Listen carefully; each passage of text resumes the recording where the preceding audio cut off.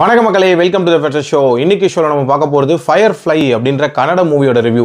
இந்த படம் already தியேட்டர்ஸில் release ஆன ஒரு படம். இப்போ இந்த படம் வந்து பிரைமில் தமிழ் டப்பிங்கோட அவைலபிளாக இருக்குது. இந்த படத்தில் வம்சி தான் லீட் கேரக்டர் ப்ளே பண்ணியிருக்காரு. இந்த படம் ஒரு சைக்கலாஜிக்கல் ட்ராமா, அதாவது டிப்ரெஷன் ஹேண்ட்லிங் அப்படின்ற ஒரு முக்கியமான டாப்பிக்கை பற்றி பேசக்கூடிய ஒரு படம். இந்த படத்தோட ஸ்டார்டிங்லேயே நம்ம ஹீரோவை காட்டுறாங்க. இவர் ஃபாரின்லேருந்து ஒரு கல்யாணத்துக்காக இந்தியாவுக்கு ரிட்டர்ன் ஆயிருப்பார். இவங்களோட அம்மா அப்பா இவரை பிக் பண்ணி ஒரு காரில் கூட்டு போயிட்டு இருக்காங்க. ஒரு ஹாப்பியான ஃபேமிலி அப்படின்ற மாதிரி காட்டுறாங்க. சடனாக இவர் கார்லேயே தூங்கிடுறாரு. அண்ட் அந்த டைமில் காரும் வந்து கொடூரமான முறையில் ஆக்சிடென்ட் ஆகுது. அதில் அவங்க அப்பா அம்மா இறந்து போயிடுறாங்க. அண்ட் இவரும் 6 மாதங்கள் கோமாக்கு போயிடுறாரு. அதுக்கப்புறம் கண்ணு முழிச்சு பார்க்கும்போது இவருக்கு பேரதிர்ச்சியாக இருக்குது அப்படின்னே சொல்லலாம்.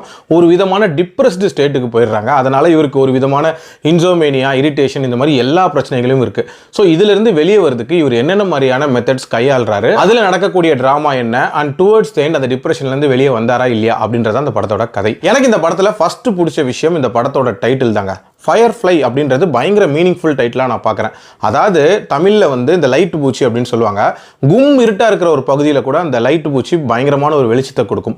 அது மாதிரி நம்மளோட வாழ்க்கைக்கு வெளிச்சம் கொடுக்க போகிற அந்த ஃபயர்ஃப்ளை என்ன அப்படின்றத ரொம்ப நீட்டாக இதில் விளக்கியிருப்பாங்க. அதே மாதிரி இந்த படத்தில் இவங்க பேசியிருக்கக்கூடிய டாபிக், அதாவது டிப்ரெஷன் ஹேண்ட்லிங் இருக்குல்ல, ரொம்ப ரொம்ப சீரியஸான ஒரு டாபிக். அதை பற்றி ரொம்ப நீட்டான ஒரு விஷயத்தை இதில் கன்வே பண்ணியிருப்பாங்க.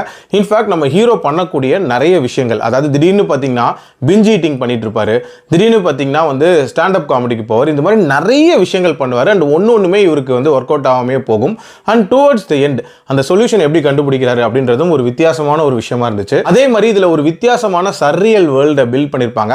அந்த உலகத்தில் நடக்கக்கூடிய நிறைய சம்பவங்கள் ஒரு மாதிரி ஈசென்ட்ரிக்காக இருக்கும். பட் இருந்தாலும் ரொம்ப நல்லாவே கனெக்டடான ஒரு உலகமாக இருந்துச்சு. எனக்கு இந்த படம் பார்க்கும்போது ரீசெண்டாக வந்த சிஸ்டர் மிட் நைட் அப்படின்ற ஒரு படம் இருக்குல்ல, நம்ம சேனலில் கூட ரிவ்யூ போட்டிருக்கோம். அந்த படம் தான் ஞாபகம் வச்சு. கிட்டத்தட்ட அதே மாதிரியான ஒரு சைக்கலாஜிக்கல் ப்ராப்ளத்தை பேசக்கூடிய ஒரு படம் தான். ரொம்பவே நீட்டா பேசியிருக்காங்க. இந்த படத்துல கொஞ்சம் பேசிங் இஷ்யூ அப்படின்றது கண்டிப்பா இருக்க தான் செய்யுது. ஸோ அதை கொஞ்சம் பெட்டரா பண்ணியிருந்திருக்கலாம். ஆல்சோ கமர்ஷியல் மூவி லவர்ஸ்க்கான படம் இது கிடையாது.